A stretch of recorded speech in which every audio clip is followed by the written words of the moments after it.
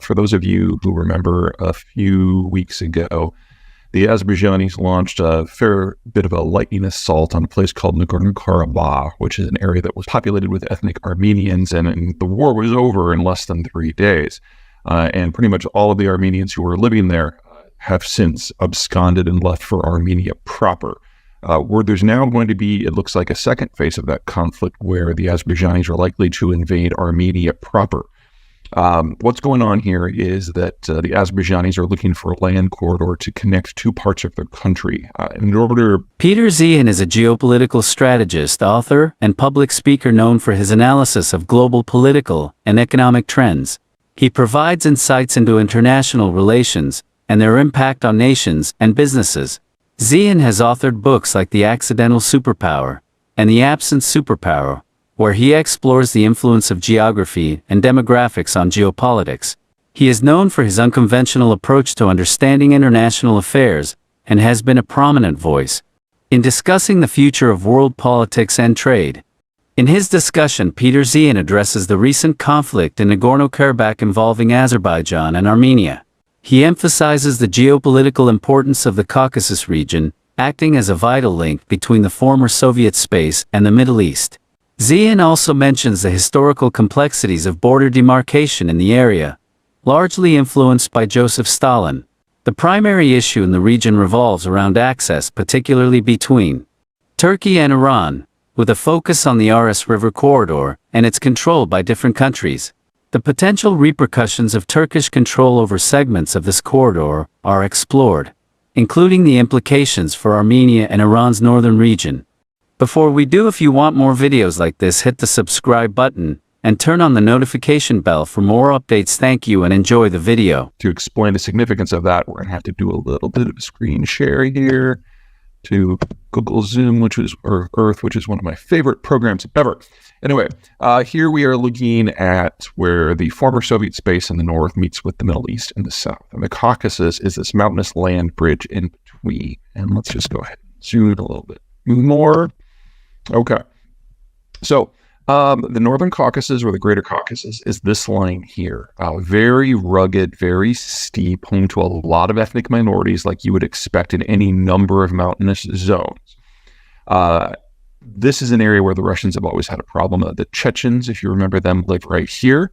And then you've got these two little enclaves in the north, Abkhazia here and South Ossetia here, where the Russians have sent in troops and basically occupy them and make them de facto Russian territory. And some people would say that the Russians are basically trying to do this in Ukraine as well. But I think it's important to understand that for the Russians, it's all about controlling the access points. That's Ukraine, where that's the wars that they've launched here in Abkhazia and South Ossetia. The Russians know that their population is dying out, so they believe that they can forward position troops in the access points, that they will have an easier time defending themselves. So there is a coastal road here in Abkhazia.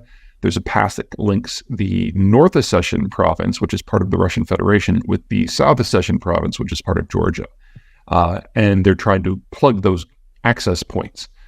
So you're going to see a lot of this, whether it's in Central Asia or the Western periphery that is near Europe. And that actually is kind of relevant to the discussion about what's going on in Azerbaijan and Armenia.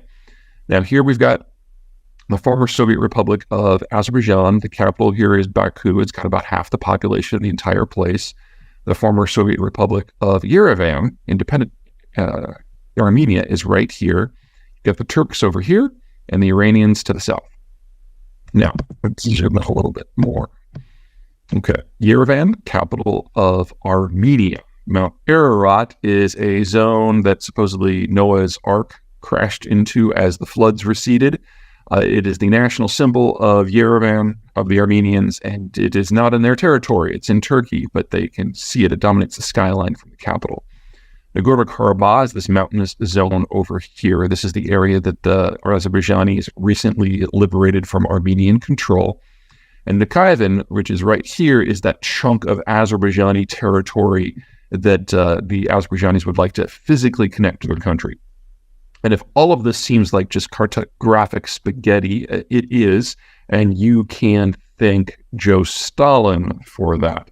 because at the time that the Soviet Union was gaining control of this area in the 20s, he went through and modified all the borders to make sure that if any of these areas ever got independence again, that it would immediately be at one another's throats. And he wielded his pen with extreme levels of skill.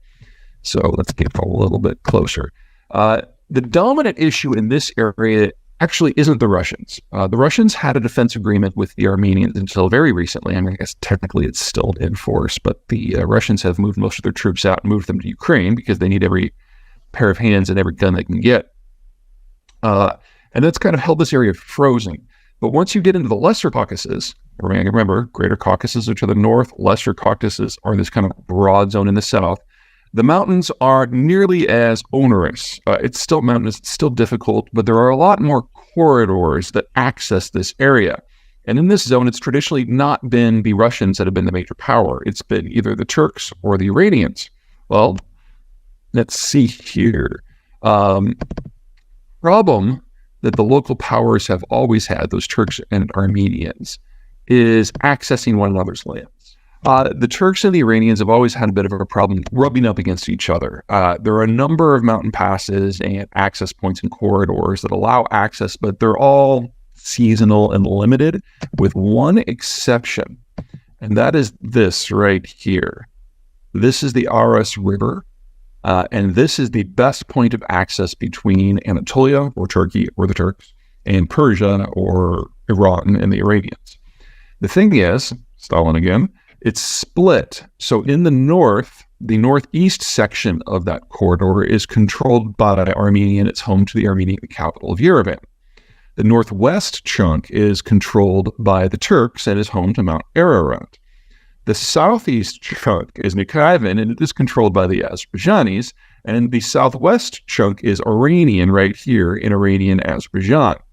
So goes the thinking, the Iranians are really happy with the current state of affairs, because if this corridor is split into 4 different chunks, then no one can really use it to pour Turkish power down into northern Azerbaijan. However, what's going on with the Azerbaijanis is they want a corridor that crosses this zone of southern Armenia and directly links Azerbaijan to Nikhavan, and then there's a road and rail system here that goes into Turkey proper. If that happens, and you have Turkish power controlling over half of the corridor, and the Turks can directly reinforce Baku by road and by rail. And from the Iranian point of view, this would be a disaster. It would be a disaster from the Armenian point of view as well. Not only would they lose control of some of their southern territories, but then they would be completely locked off and surrounded by Turkish power. And if you're familiar with your history, the Armenian genocide carried out by the Turks in World War I was pretty brutal. And so the Armenians are looking for anything to kind of grab onto a degree of independence. They need a security guarantor. And if they can't have the Russians, then the Iranians are the only other player in town. And Azerbaijan getting control of southern Armenia would basically end that forever. And then it would just be a matter of time before Armenia itself becomes a satrapy of the Turkish system rather than the Iranian or the Russian system, something that the Armenians would rather avoid.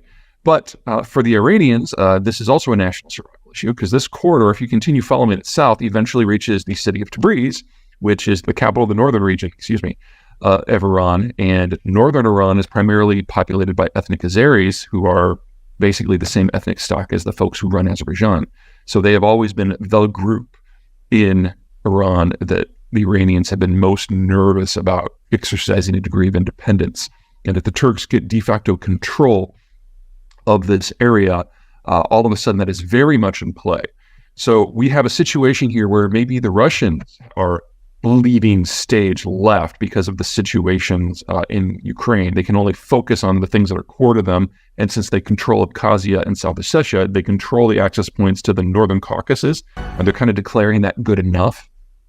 But with the Turks now rising, we're going to have a second level of contest in this region between the Turks and the Iranians, with the Azerbaijanis being a very, very, very willing ally.